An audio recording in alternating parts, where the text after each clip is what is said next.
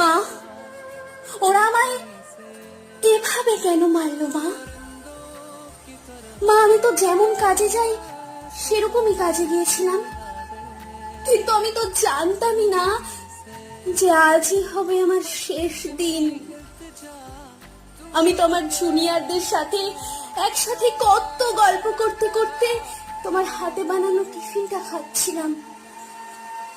তখনও যদি একটু বুঝতে পারতাম। রাত অনেকটা হয়ে যায়, আমি ওয়ার্ডে তখন একা। ওরা আমার সাথে, ছি মা, আমার খুব কষ্ট হচ্ছিল জানো তো।